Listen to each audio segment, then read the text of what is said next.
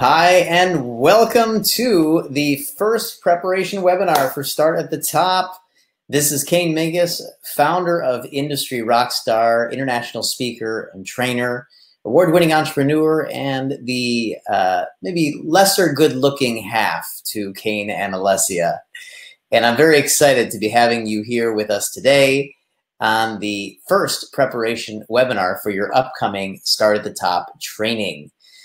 This is live, so I want to say hello to Juliana, and Justin, and Loretta, Alexandra. Let's see, who else is joining us? Celia, Eric, Ali, Hendry, Scott, Norris. And it would be good to know if you can hear me and see me. So let me just ask you, can you hear me and see me? Okay, it'd be great to know that before I spend the next time here talking to my computer without anybody hearing me out there. Welcome to the webinar. I hope you are able to hear and see everything okay. If you're having any trouble, just recycle your browser. If you have any trouble, great. Looks like everybody's hearing me perfectly. Great. We've got people from Bangkok, from Hong Kong, from Taiwan, from the Philippines, from Korea, from Japan, from all over. That's great. If you have any trouble, just recycle the browser. Or reconnect. Okay, awesome. We're going to give another 30 seconds here, and I just want to start by saying welcome, and we are so excited to be spending these next 3 days training you on the webinars, and then we'll be spending 3 days live with you in person in either Singapore, Hong Kong, or Seoul, South Korea. And we're very excited about that. All of these events will be coming up over the next couple of weeks. And it will be our pleasure and our honor to be spending 3 days with you, training you, working with you on your businesses, and getting an opportunity to meet you to understand who we might be mentoring and partnering with over time, because that's what we do here at Industry Rockstar. Okay, so it looks like we have everybody on the webinar that will be on with us today. I know it's about probably 12:30 or 1:30 in the afternoon where you are. I'm coming to you live from Silicon Valley, from San Francisco area in California. And I'll be heading out there this week with my beautiful wife and partner, Alessia, as we train across Asia for the first half of December. So we're very excited about that. Lisan is hi from Jakarta. Hi, Lisan. Welcome. And we like to do these 3 training webinars to help you get prepared for these upcoming training weekends. Now, you might be joining us in Singapore, you might be joining us in Hong Kong, or you might be joining us in Korea. Doesn't matter where you're joining us, you'll be going through our 3-day award-winning training that we have done all over the world. And this training has been shared with over 400,000 business owners in 25 different countries, training them on how to really run their businesses, how to launch new businesses, and how to grow existing businesses the fastest that people can in the world.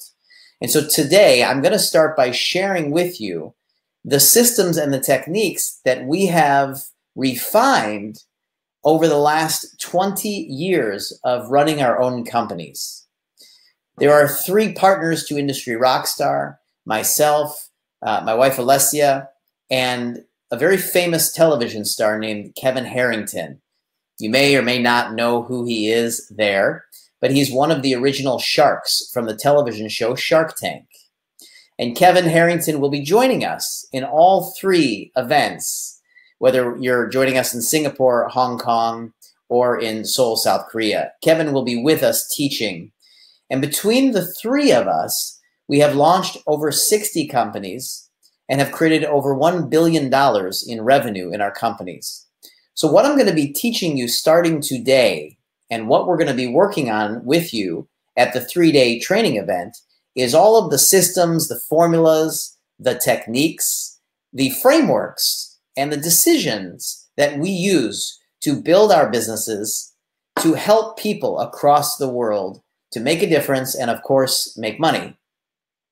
So let's start to get started here. And I'm going to turn on my slides. And so you can let me know if you can see my slides. So can you see my slides and still see me and hear me? This is the important question. I'll make sure you can see my slides before we go any further here. Now, at this upcoming training event, one of the reasons we run these trainings around the world is because at Industry Rockstar, we are not an education company. We're actually a portfolio company. And so what we are looking for is business partners and business owners to partner with over the next year to 2 years. And we'll explain a lot more about that. But this is a way we get to meet brilliant business owners and people who are starting businesses so that we can understand who we might partner with, mentor, and then invest in their businesses to grow them across the planet. And we've done that with over 380 different businesses over the last 10 years that we have been running this company. So we're really a portfolio company. And at each training event, we'll be looking for 30 students, 30 mentorship students that will be then holding their hand in a mentorship program for 1 year, growing their businesses with them to then invest in their businesses over time. Okay, so let's get started with our slides for tonight. So we're going to do 3 webinars. We're going to do one today. We're going to do a second one tomorrow at the same time, and then we'll do a third one on Monday at the exact same time. I will be delivering today's presentation. Alessia will be delivering tomorrow's presentation. And then maybe we'll both deliver on Monday, or maybe be one or the other. We'll see who's up for the last one, okay?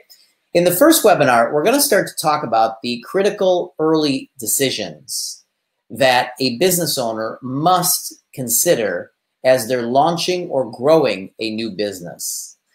And so you could be here looking to start a new business. That's great. You could be here already in a business, which means you already make money from your business. You already have a product or you have a service that you are making money with. And you just would like to grow by becoming more visible, better at marketing. Maybe you want to make more money for everything you sell. Maybe you want to leverage or scale your business. Maybe you want to go international. It's fine. Whatever you want to do is perfect here in this training and in the 3-day training event. In the meantime, you could be in an established business. You could be in a business where you have been around for a long time, in which case you may be looking to really get the best practices of the greatest business owners. And you'll be learning that as well. So wherever you are, whether you're starting something new, whether you're already in business, or whether you're very established and experienced, I think you'll find our training programs to be very powerful for your growth to the next level. You see, this is not just about tactically and strategically what you need to do, but this is also about how you need to think and who you need to be as a leader, as an influencer in the world. In the second webinar, Alessia will look at the idea of aligning your highest purpose with your business so that you are running your business from the place that is the most soulful, deepest connection to what you should be doing right now. And you may not be running a business right now that is very connected to your highest purpose. Or you may have a job right now where you want to be building a business and you want to be doing something that's really more in your heart. Or you may be established or experienced in your business, but you feel like you're trapped doing things that you don't necessarily want to do. Maybe you're very, very busy all the time and you would like to be freer from your business. Well, we're going to look at how you can not only create and recreate your business from your highest purpose, but we will also look at the 6 domains that you can use to identify the next project, division, or way you want to grow or expand your business. And in the third webinar, we're going to look at how to find your genius, because combining your highest purpose with your best and most genius skill sets creates the core fundamental success for a new business, a new product, or a new division. Okay, and all of this is to serve you to get ready for your upcoming 3-day training event. Now, as a quick reminder, I'm going to drop in the information on the upcoming training events because we have one in Singapore, one in Hong Kong, and one in Seoul, South Korea. And of course, although this is all together, this gives you the dates of the Singapore event, which is the first one, and then the Hong Kong event, which is the second one in there. So the December 1st through 3rd will be in Singapore. And then, of course, for Hong Kong, we'll be there December 8th through the 10th. And then, of course, for Seoul, South Korea, we'll be there December 12th to the 14th. We can't wait. We're so excited. We can't wait. Okay. And the link that I just gave you is the link to the details page where you have all of the details of all of those events. Okay, awesome. Now, by the way, we are recording this. So if you're having any challenge hearing or seeing, or if anything drops out for you, or if there's a lot of information or training, you want to review it again, everything is being recorded, so you'll be certain to get every piece of great information out of this training. Okay, so let's take a look. In preparation webinar number 1, we are going to go through a few areas. First one, a business owner must decide whether they're going to launch or grow in a new product or a service. So if you're starting a new business, one of your first decisions is, do you want to create a product or an invention or a technology, or do you want to deliver a service? You could do both eventually, but to get started, we want to pick one. Now, if you are expanding in a business and you want to launch something new, the question would be, do you want to launch a new service, or do you want to launch an additional product to expand your product line? These are the important first questions for every business owner that's expanding. The second thing that we want you to consider is, what is the business model that you are in? The business model is what type of business you're in, and to understand your business model will allow you to expand your business model. So as you're getting into a new business, to understand how to use or develop the business model that you want is valuable. But also, once you're in a business or an established business, to consider expanding your business model is very important. The third thing we'll look at is, how do you find a great idea?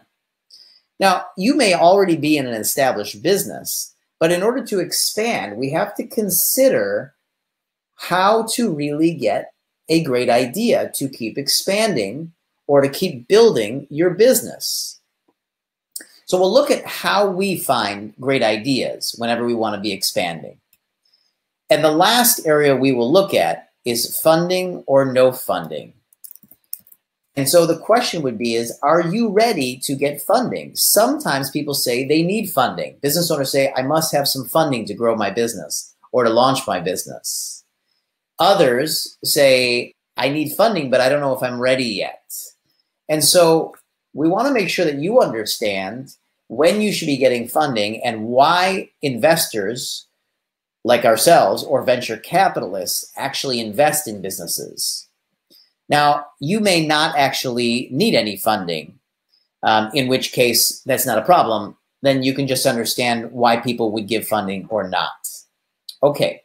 So I'm going to launch into this here, and I'm just going to mention, if you have any connection challenges, go ahead and reset your browser or reconnect, and it should run fine. Okay, just if anybody's having any dropouts or anything. It seems to be running perfectly fine from here. So let's get rolling here. The first question that you have to answer is if you want to build a product or a service to expand your business. Now, I want to remind you, we're going to start off pretty simply here, and we're going to create and make sure the fundamentals are working perfectly in your business. Now, I have coached hundreds of thousands of business owners personally. I have worked with 700 of the Fortune 1000 executive teams on consulting them or coaching them, doing leadership, branding, and so forth. And I cannot tell you how many businesses actually miss a lot of the fundamentals. And so when they get more and more complex, there are more and more problems. So even if you think something that we talk about in our webinars here is a little fundamental or basic for you, Just wait, because as we stack technique upon technique upon technique, you're going to find that it will get complex, and you're going to understand why we started at the beginning. Now, if you have any questions, like Johnson just dropped in a question, go ahead and drop in your questions, and I'm going to start to answer them at the end of the webinar. We'll do a live question and answer session. So go ahead, and actually you can even mark your question as a question. So make sure you go ahead and mark it, because then I can quickly see what are the questions and what are just some of the comments. Now also, you're going to find out that we love to do really interactive sessions. And I'm not a big fan of talking to a computer. I don't really like talking to a computer. I really love talking to human beings. So I'm going to ask you today to interact with me by using your text window, by dropping in answers into your text window so that we can keep engaging. And so what I would love to know from you is, currently, do you sell products or services? So you can go ahead and just drop into the chat window. Are you a product or a service business, or both? Do you sell both? Before we even get started looking at the difference between products and services. So go ahead and just drop in product or service. You know, what do you do? Okay, Tamsin says products, Stefan says service, Cerise says service, Eric service, Loretta service, Chan says products, Norris says services. Great, thank you. Juliana, we're more service oriented, both for Scott, both for Ashley. Excellent, thank you so much, I appreciate it. Amit says we're service businesses. Excellent, it's great to know who I'm talking to. So we have a nice mix between product businesses and service businesses. So let's take a look at both, okay? So let's look at the difference between a product business and a service business, and the advantages and the disadvantages between a product business or a service business. So here are some advantages of a product business. First of all, a product business is more scalable. It is easier to scale because you're not working with human beings or services that are something that are difficult to scale. So products are definitely faster and more scalable. The second is that products give you a higher asset value. In other words, when you build more products for your business, you're going to increase the asset value of your company, whereas services don't contain quite as much asset value when your company is valued. Another advantage is that you don't have to sell yourself, which is actually quite a complex thing for many people, is to sell themselves. That's one of the advantages. And of course, it's much easier to transfer or hand down a product business if you want to give it to a CEO or an executive team to run, or if you want to give it to your children or a family member to have or to run. It is easier to give them a product business. It's also easier to protect because you have greater amounts of patents or patents and intellectual property that you can actually protect. Now let's look at the disadvantages. One of the disadvantages is, since most product businesses or most products sell for small amounts of money, you have to sell a high volume of products in order to make enough money for it to be interesting for you. The second is that you have a direct-to-market challenge versus a retail and distributor challenge. So if you're going to go and take your product and send it through retails and distributors, that is a whole world until itself, just like direct-to-market is a whole world. And navigating those two worlds is quite complex, which is what makes it a disadvantage. Next, we often hear that someone's personal satisfaction or fulfillment is less in a product business than in a service business. It also will take more time to cash. So if you are looking to get to money quickly with your business growth, or with a new business you're launching, products take you longer because you have to develop them and get them out to the marketplace and get them distributed. Of course, another disadvantage is that you have a lot of relationships in a product business. In all the product businesses that we have run, we've had to navigate distributors and manufacturers and vendors and this one and that one. And there's a lot of relationships to engage in. Last, products really feel like higher risk, and they are higher risk because you can invest a lot of money in developing a product only to essentially miss a window of opportunity and then have it all go away. So they are higher risk. Now let's look at service businesses. In your service businesses, the advantages are that they cost nothing to launch a service business, which is super awesome, and we love that. They're also faster to cash. So if you are new to a business, if you're starting your first business now, we are going to recommend that you focus on a service business because it's quick to cash and it costs nothing to launch, which makes it lower risks. Many times the talents are actually yours. So you already have the talent and the value of the business. You just need to learn how to package it up, find customers or clients, and serve them. Another great aspect to service businesses is that there are no immediate deliverables. So typically when you sell a service, you collect the money and then you book the service for later. This gives you an opportunity to pre-sell before you actually have to go out and deliver something. Of course, services are easier to internationalize. You can, of course, take products and go across the whole world with your product distribution, but it costs you nothing to be able to internationalize services these days online. And so this is a wonderful component to service businesses. And most service business owners say that they have higher satisfaction and greater fulfillment personally than when you use it when you do a product business.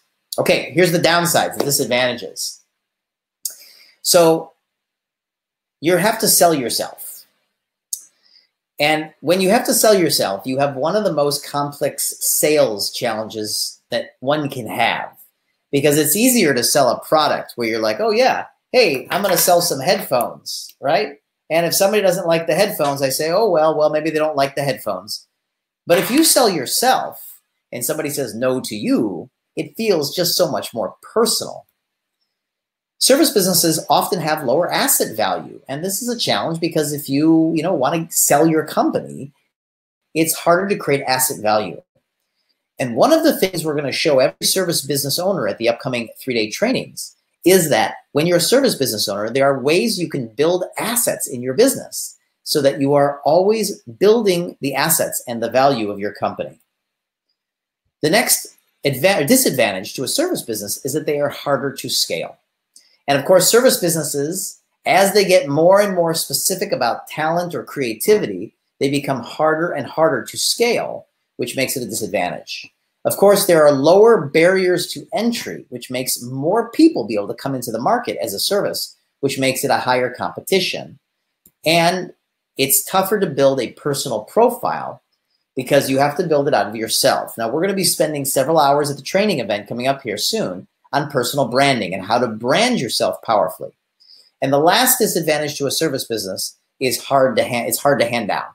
So handing a service business down to your children or to your family members or to another CEO to run is harder than a product business. Okay? Now, here's what I would love to know from you. So if you're in a product business, what is your product? If you're in a service business, what is your service? Let us know that. So what is your product or your service? Let's hear from you, and you can tell me what is your product and service. And while we're doing that, we'll answer a couple questions here. Which is, let's see, Steve asks, I'm going to transform a drop of blood to the earliest form of stem cells as a product, but I need to interact with the high net worth customers. Is this a product or a service?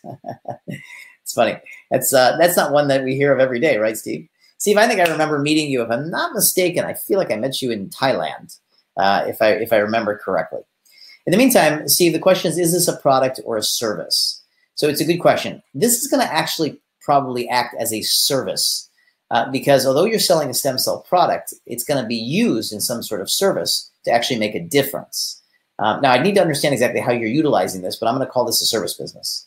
Jose says, I have both a travel tour services, products like the handicraft from Latin America and Taiwan. It's great. Okay, Risa says, if my desired business is myself giving inspirational talks or creating a seminar for self-empowerment, is that a product or a service? So Risa, you're probably not going to want to just give inspirational talks. You're going to probably want to have services of coaching, training, and facilitating so people can actually transform and feel more empowered in an area. So that would go as a service business, not as a product business. Amanda says, we are an online retailer, and since we are not creating our own products but selling other manufacturers, Is that a product or a service? Ooh, it's a really good question, Amanda. So you're actually going to be a product business to the marketplace because you're selling products. The fact that you are actually doing the service of selling is incidental to the fact that the markets will see you as a product business. Carolina says, is personalized decoration cakes for a special event, is that more a service or a product? This is a service, okay? And that's because the product is not what people are buying, really. They're buying the service that creates the product. I know it's sometimes they get very blurred, right? They can get really, really very similar. And so today, the line between service and product, for example, in technology, right? Technology for service, technology as a service, rather. These things can be, can be quite blurred. So it's a good question. Okay, so Avilia says, I want to be doing different travel agency, new, different, and better. Okay, very good. Steve, is personalized stem cells for high net worth customers. Oh, you met me in Singapore. Okay, oh, I thought it was Bangkok. And I'm still trying to get the first seed investment. Okay, great. Very good. Maravik says, life insurance. William, I have a company called DAR Global. 10 years I oversee manufacturing of several products in China. Okay, excellent. Very good. Very good. Johnson says, aren't stem cells illegal in Singapore? I'll leave that up to you guys to discuss. Okay, let's go on to our next topic here for this webinar, okay? This is a look at your business model. Now, here is why this is so valuable to you. I want you to understand why I'm sharing this with you. Most business owners have no idea what their business model is, and therefore, they don't know how to expand it, and they also don't realize that they could be building different business models to reduce their wealth risk and increase their diversification. So these are also the business models that most of our students fit into around the planet. And of course, we present between 12 and 16 of these start at the tops a year, which is not a lot of them. We do them all over the planet. We present to students from about 25 to 30 different countries a year who join us. We have about 60,000 business owners that come through these trainings a year. And so of all of those business owners, these business models are typically the ones that we see. So here we go. First type of business that you might be in, business model. You might be in an expert's business. Now, an expert's business is a business that is based on your expertise. That means you would be a consultant, a contractor, a freelancer. Maybe you are a coach, maybe an author, a speaker, a trainer, that kind of thing.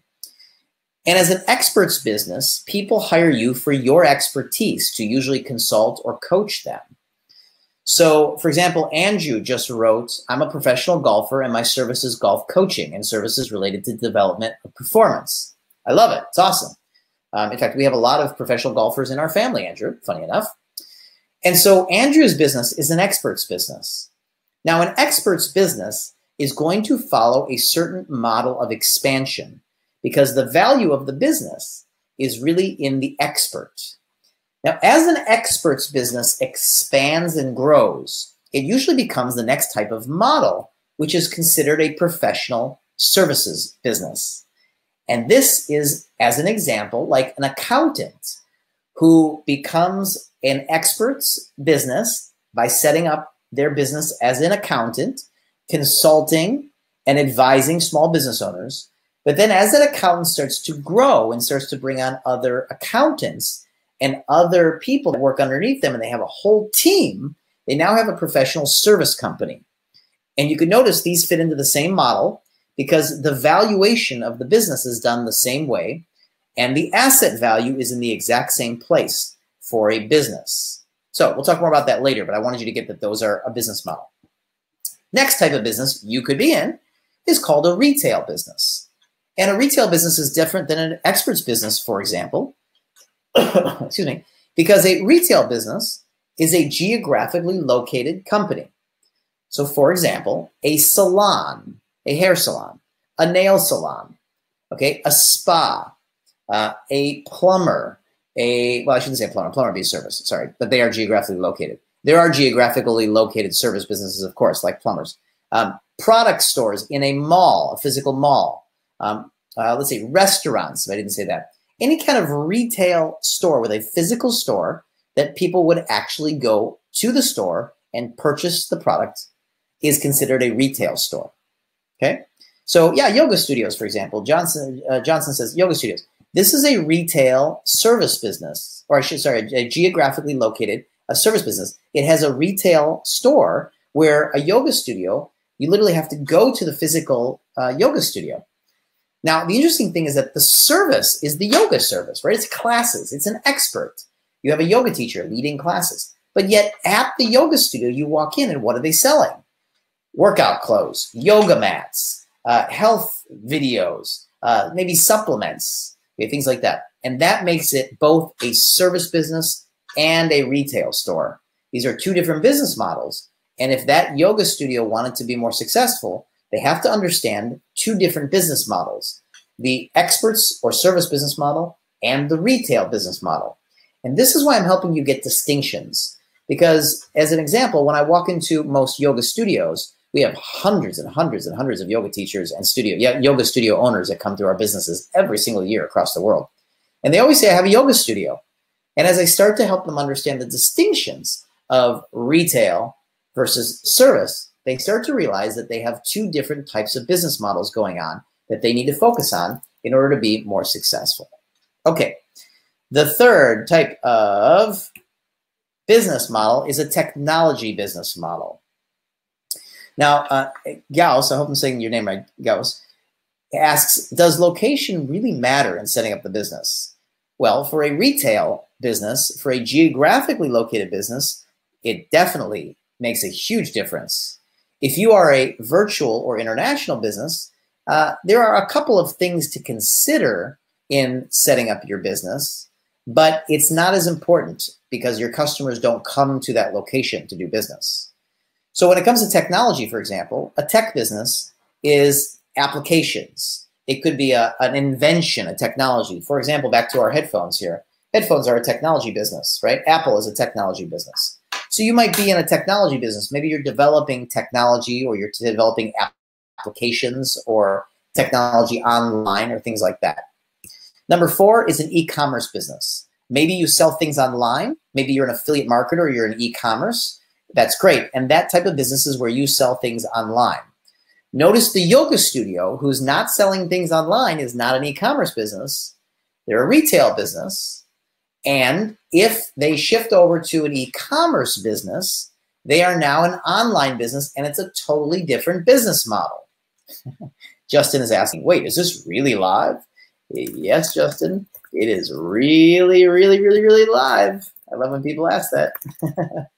It's really live. I'm here in California looking at you asking me if it's really live. Okay, next. The next type of business is an infrastructure business. And an infrastructure business is things like anything that deals with the infrastructure of life. It deals with water, construction. It deals with electricity, okay, or anything that deals with the infrastructure, building things, okay? The next one is financial advisors, real estate professionals, and insurance agents. So if you're a financial advisor, a real estate agent, or an insurance agent, you have a specific type of business and business needs going on because you don't own the brand of the company you work for, and you don't own the products that you sell. So you have a very specific place that your value is being held, and we want to focus you on that so that you understand that there is a difference between, let's say, a service business and a financial advisor because of the way the business has to be run. All right, I'll move through these last 6 relatively quickly here. Manufacturing, as we noted, we have some manufacturing companies here with us today and will be at the event. So you might be manufacturing things. Perhaps you're a professional investor. That's what that stands for, investor. Maybe you invest in real estate or you invest in businesses. That's exactly what Industry Rockstar does. We're a professional investment company or portfolio company. Maybe you have a publishing, distribution, or import-export business. And this is a type of business that helps bring in products and distributes them out to the world. Perhaps you have a charity, like Celia says, a nonprofit yoga studio. We'll be talking about how to be growing all these types of business models at the upcoming event. Maybe you're in a network marketing company or you're in multi-level marketing where you're selling somebody else's product.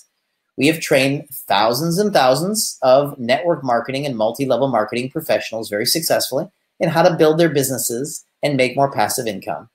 And last is maybe you're designing or you have a platform business. This is something like PayPal, Uber, Airbnb.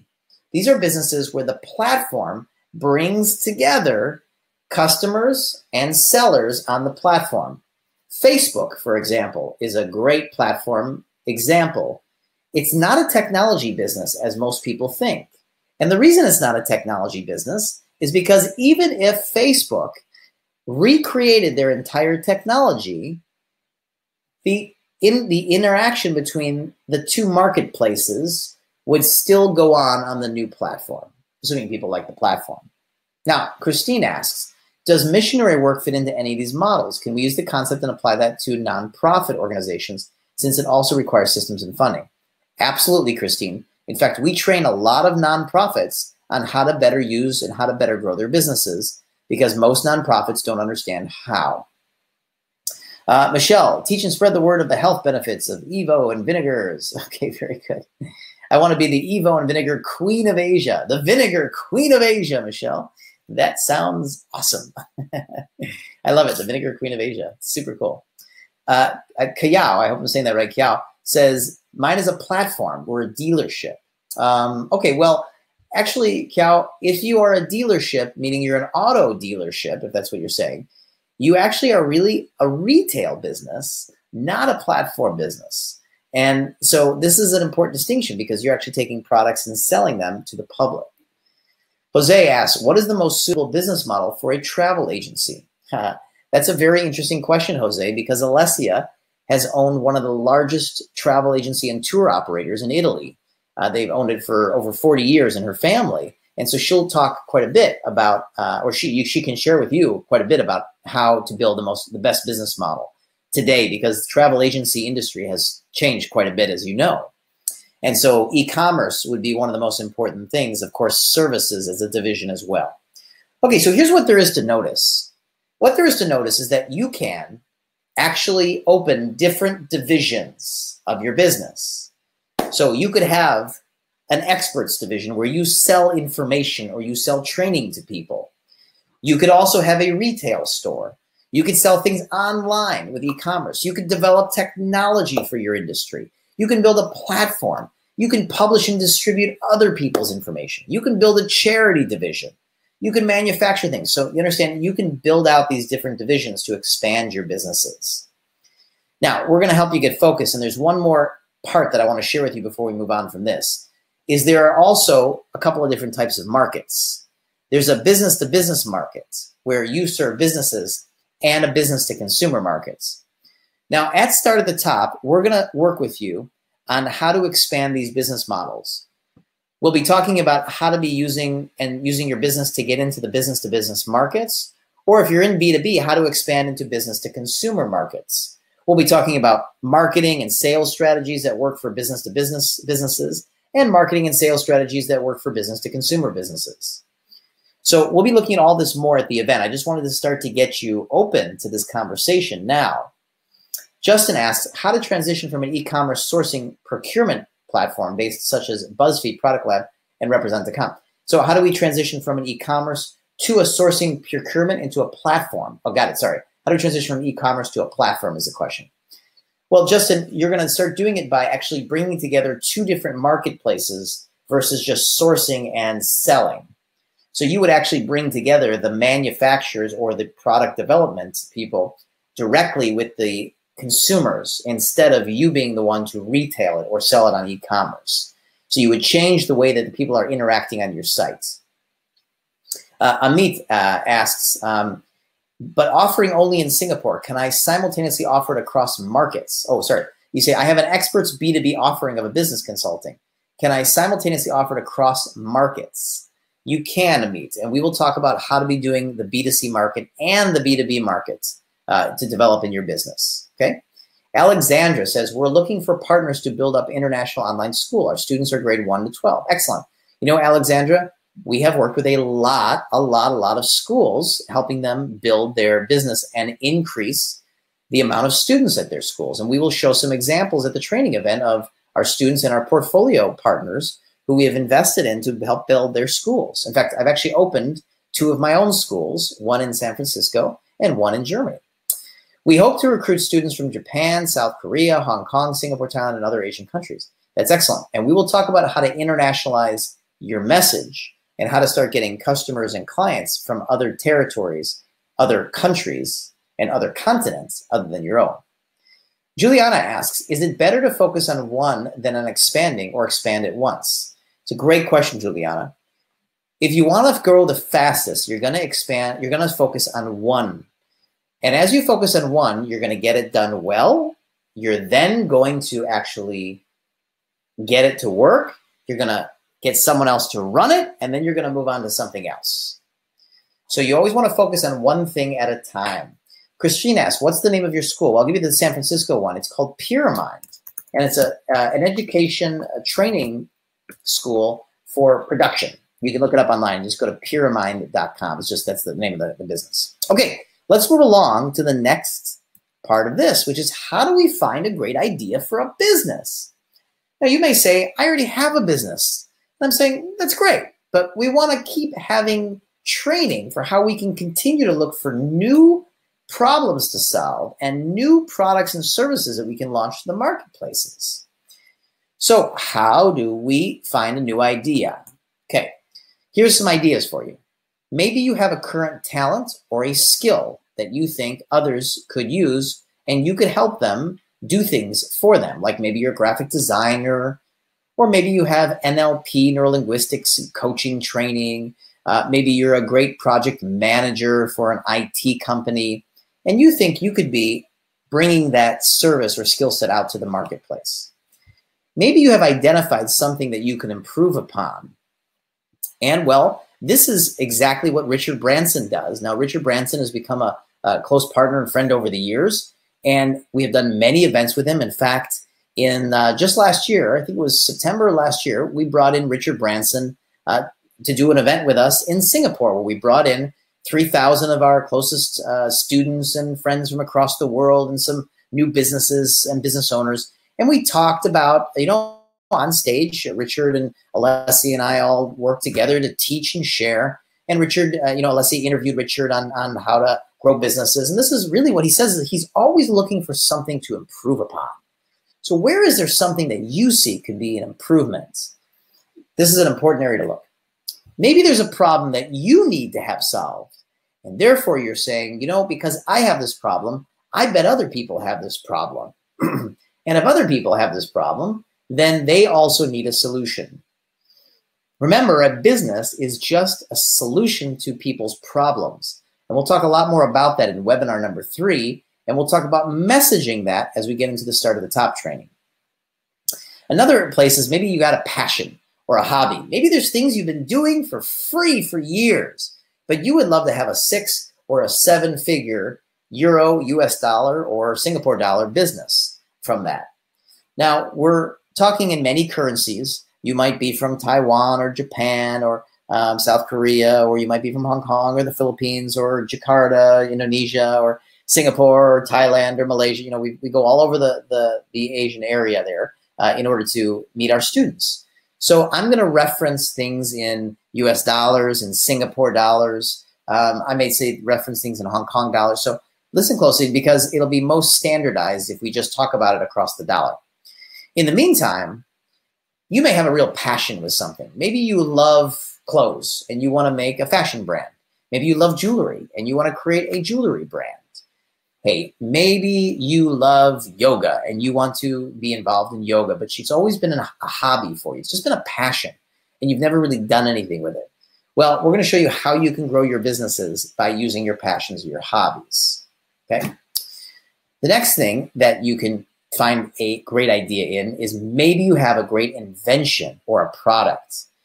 Now, coming with us on this tour is going to be Kevin Harrington.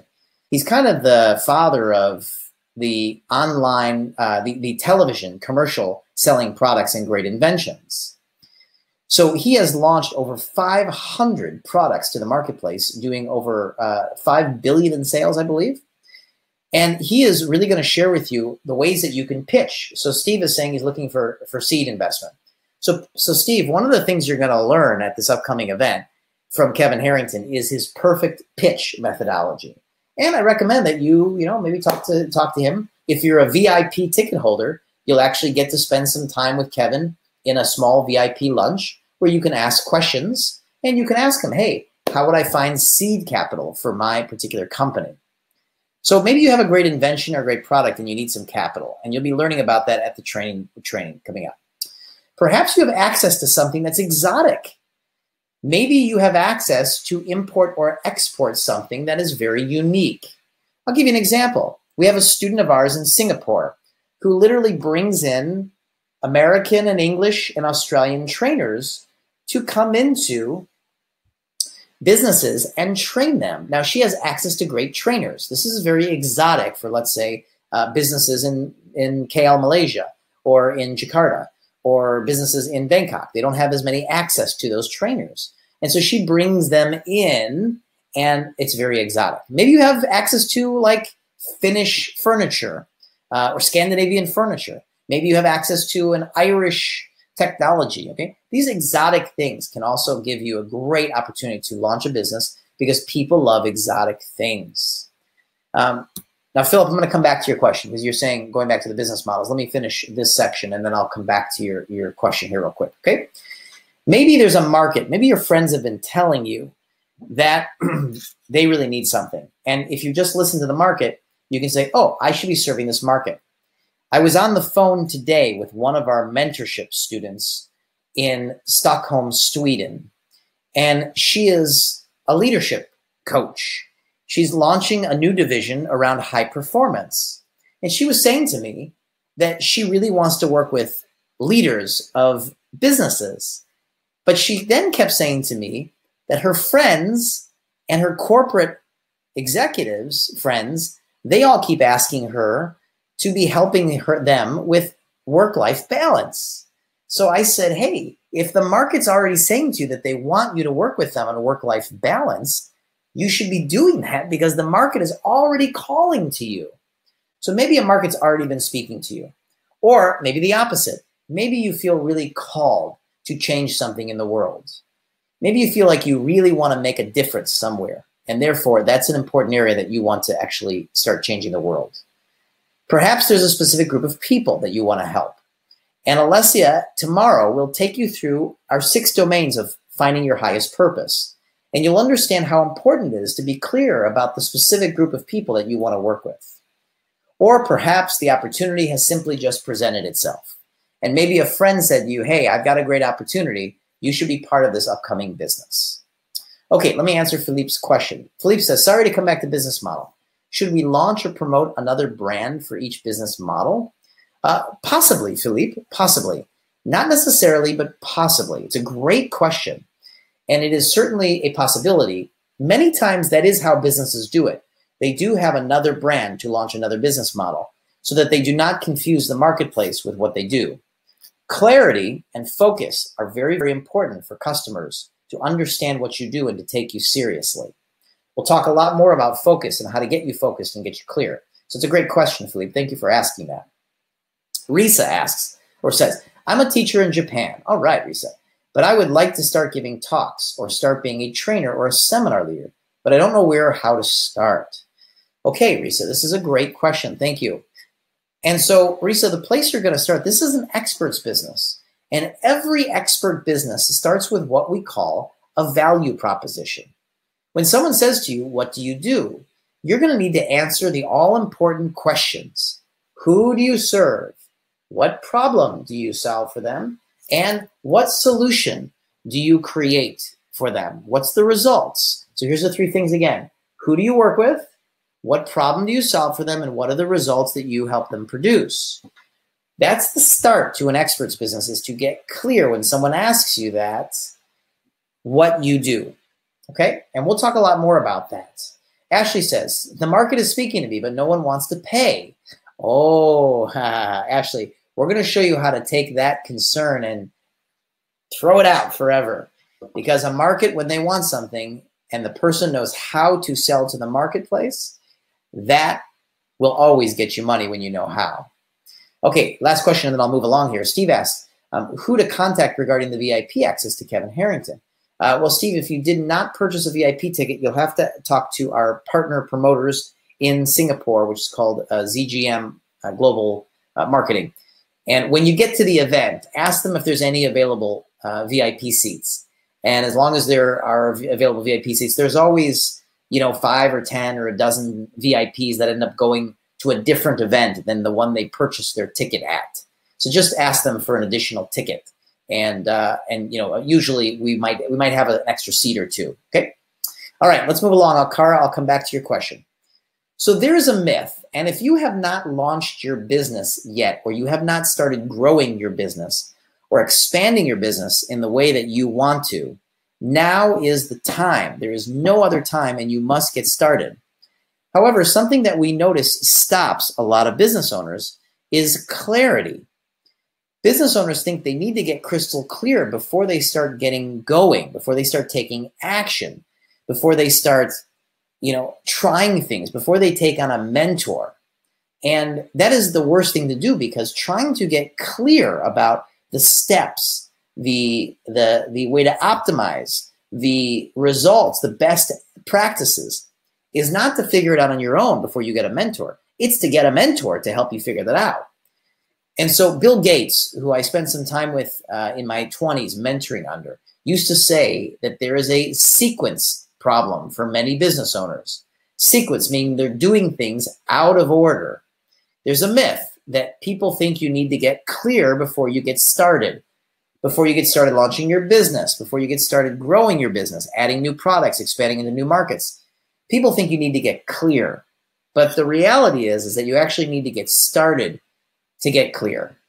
This means that you need to get started with a mentor, with an advisor who's been there before you, the fastest way to learn and grow, and then take their hand, let them hold your hand and guide you through the process while you're in action. Okay, the last thing I want to talk about before we start taking our last questions here is about funding. Many business owners that we meet around the planet always say to us, I need to get funding, I need to get money. Now, we will be talking about on day one of the Start at the Top event, we're going to be talking about how to get money. And in fact, in Singapore, Hong Kong, Seoul, Korea, South Korea, I should say, and all of the Asian countries right now that we go and we visit, there is more money available. There is more money available than anywhere else in the world to grow your business as a business owner. If you want money to grow your business, it's so easy to get money. We're going to teach you 12 ways that we always use if we want to fund projects, no matter who we are or what we do. Now, remember, it's not like because we're rich and famous that's why everybody funds our projects. In fact, Kevin Harrington will talk about a story where even being rich and famous, he went to the banks to fund a project of his, and because he didn't get his pitch correct, they didn't say yes. They said, thank you, we understand how successful you are, but it's just not the right project for us. It didn't matter how successful or how famous we are. It matters how well you put together your pitch and how well you craft your explanation of what you're doing. When he discovered where the flaw was in his pitch, he changed his pitch and went back to the banks and then was able to secure funding. Now, when it comes to venture capital, yeah, Steve, 12 ways to fund projects on day one, eh? Pretty cool, huh? When it comes to getting venture capital, many people say that they need funding, but they are not really ready for it, okay? So here is when investors, like bigger investors, venture capitalists, private equity, we are considered more angel investors and private equity portfolio investors. And I'll explain that, because what we're doing at these training events is we're looking for 30 students that we're going to take through the year and grow your company with you. Now, we'll have almost 300 students at each event. So it's a very small selection of students that we're looking to mentor over the year. We're very particular. Nobody can just sign up for our mentorship program, because that's not how we work. We spend 3 days educating and training everybody in the room. Everybody will get an amazing education. But we're looking for 30 businesses that we're going to look to mentor over the year and hold their hand. And we have a 100% success rate with our students growing their businesses all across the world. And so we're very particular about who we invite to apply to the mentorship program. In fact, we even guarantee growth in our mentorship program. And I'll talk more about that later on for those that it's relevant to. But in the meantime, many times students say, I need funding. Let me explain how business owners or how investors look to fund projects. Number one, do you have an experienced management team? A group of people that have the experience in successfully growing businesses and a proven track record.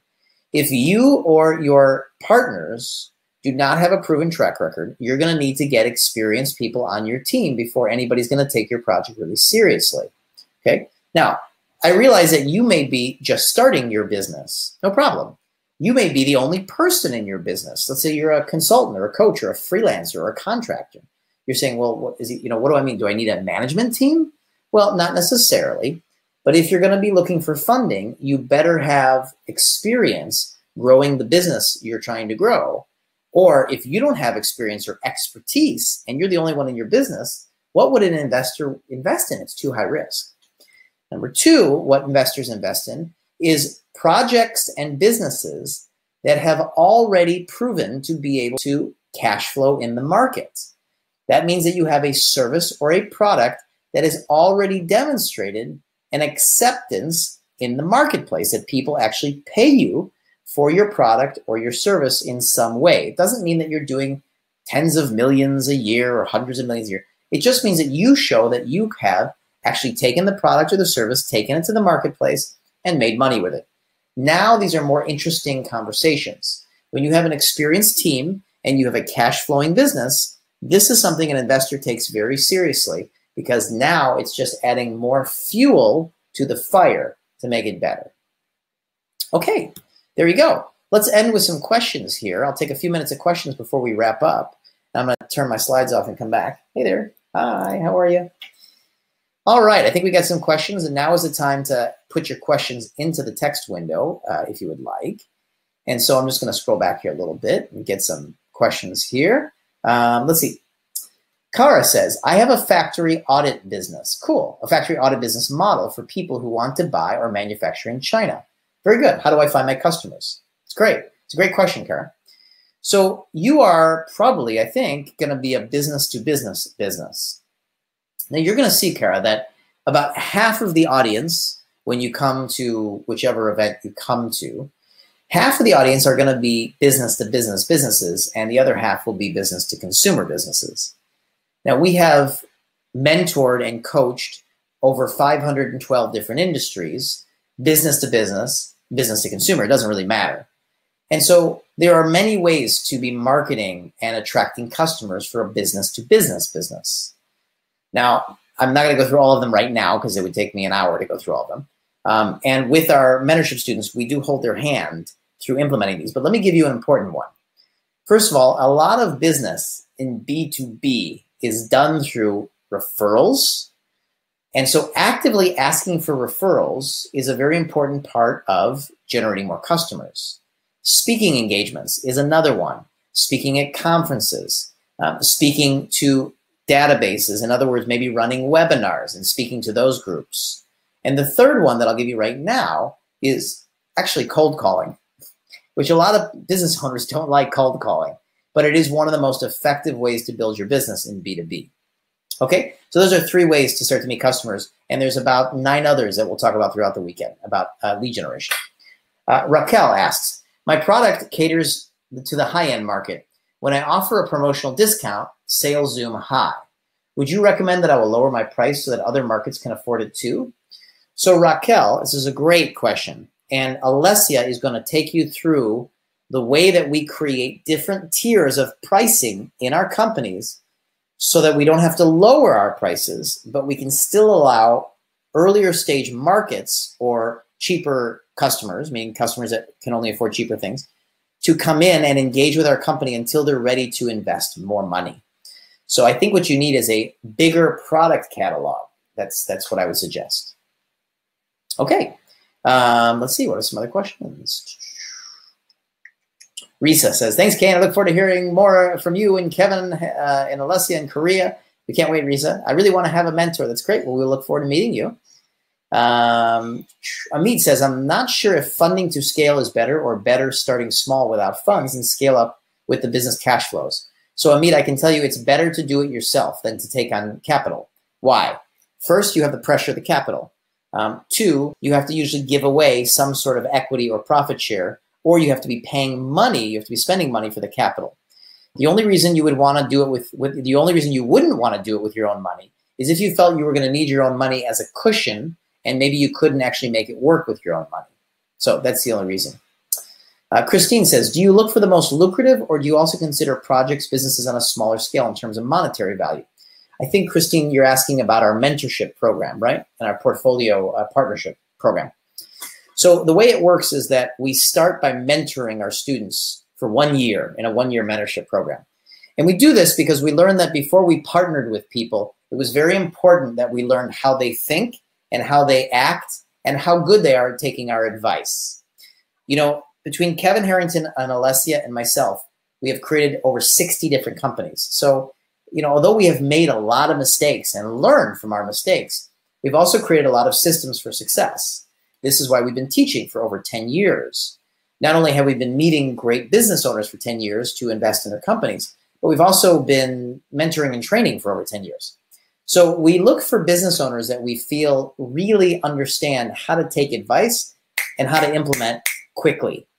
Because when we mentor our students, we literally have almost a dozen people in our business interacting with them.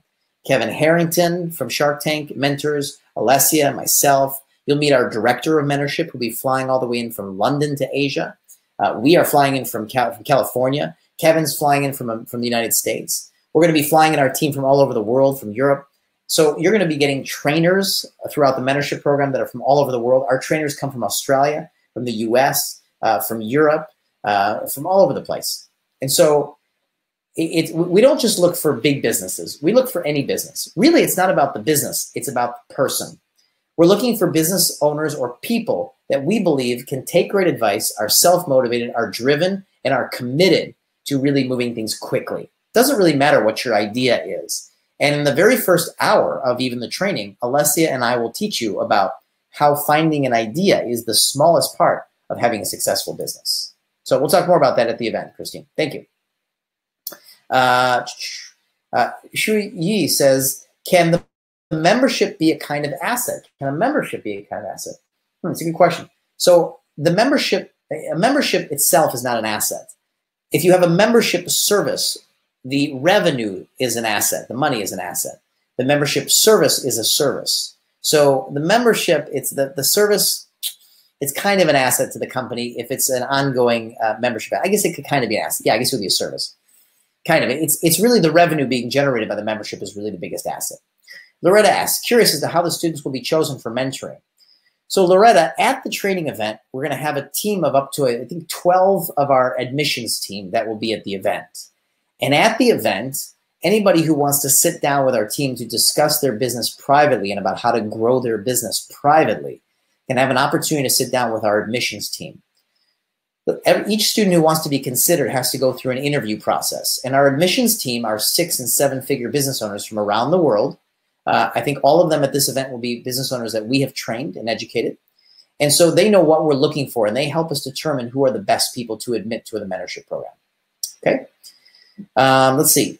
Gauss asks, how to convince people into a new product? Whew, that's a big conversation, guys. We're going to spend all weekend long talking about brand, marketing, and sales, and I think you'll get a lot of that at the 3-day training. Okay, let's see. Other questions. Steve, it says, thanks, buddy Kane. It's time to make my business take off. Yes. Since registering in May, I've been building the technical platform. I now need the seed investment to build the service, providing stem cells. Awesome. See you in the 1st of December in Singapore. Love it, Steve. See you then. Justin, working with a global source and bigger platforms can have a steady inbound leads. Okay, great. Shelly asks, I'm an expert in digital marketing, e-commerce, so I have 2 new businesses. That's great, Shelly. Don't understand the question, but I get it, and that's awesome. And you have a very, very big market right now. Digital marketing is exploding. Nora says, my former human resources contacts like to ask me for advice, but they're reluctant to pay for my advice. How do I get clients and turn my advice payable? Great question, Norris. How you do it is you find a value proposition that people are willing to pay for. So what's going on, Norris, is you're not packaged up into a set of systems. People don't want to buy information. They don't want to just buy advice. They want to buy a system where you advise them through the system. So the answer of how to get your clients to pay or how to get people to pay is to develop a system that creates a result that people can invest in the result. Awesome. Alexandra says, I'll be with you in Hong Kong. Can't wait to get to know you all. Love it. See you soon, Alexandra. Look, Evelia says, even with the ups and downs of business, we can still get the funding. Yes. I never try to find funding from other than my family. Okay, well, this is a good place actually to look. Hopefully your 12 ways can help me a lot to grow the business, but it really is one-step challenge. Yes, very good, very good. Justin asks, Gaius asks, when is the Hong Kong date? The Hong Kong date, I believe, is the 8th through the 12th. Guys, I'll just confirm that. Yeah, the 8th through the 12th, and it's at the Hyatt Regency in Hong Kong in Kowloon. Okay, that's where it is. Justin says, Kane, in addition to Amit's question, what ratio would you take on outside investment regarding customer lifetime value to the customer acquisition cost ratio? What ratio would I take on outside investment? Well, that's a good question. I don't think those two numbers are enough to consider your investment decisions. You're basically looking at a rough estimate of profit when you look at the difference between lifetime value and customer acquisition. The ratio, I mean, it's really all different. Those are not the only decision-making factors. I think you have to look at what is your growth plan, how scalable is your revenue, maybe a debt to equity ratio might be a more considered thing. A debt to revenue ratio, so I think you could take on, whatever you want. You can take on up to 50%. You can take on 60%. Depends on what you're developing and where you're going. So it's a little bit hard to answer that question, but it's a great question. Shelly asks, I'm an e-commerce and digital marketing expert. I'm starting 2 businesses, a growth hacking consultancy, great, and an e-commerce platform. Can these be combined? Yes. If the e-commerce platform, let's see, an e-commerce platform. Well, the digital growth hacking is really a service business for those who want to build their business. The e-commerce platform is gonna sell products. So how do you combine these? Here's how you combine them. You could start an e-commerce platform where you're gonna sell your customers' products, maybe. And here's how you do this. Ready, Shelly? This is a totally mastermind here in 2 seconds. Here's how we go. So Shelly, you're gonna go out and you're gonna use your consulting business, your digital marketing business, to discover great products to market. And so what you're gonna do is you're gonna run seminars where you're gonna bring in business owners. You're going to teach them how to digitally market themselves.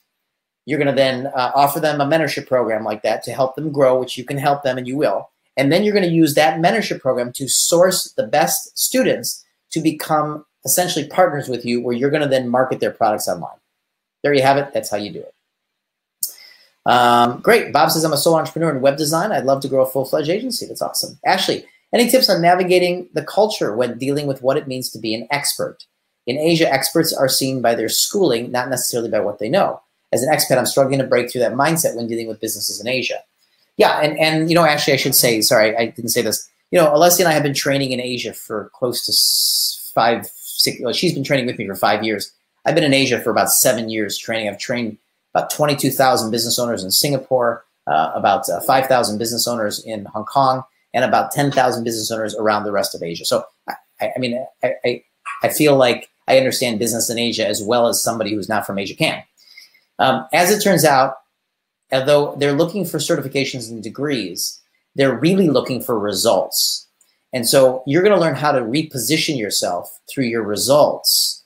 And so if you do not have the degrees or the certifications, which honestly, really, who cares anyways? If you can produce results, everybody wants to invest in those results. And I'll tell you that anybody who produces results and demonstrates those results, so you're going to learn through sales how to be demonstrating results versus worrying about your schooling.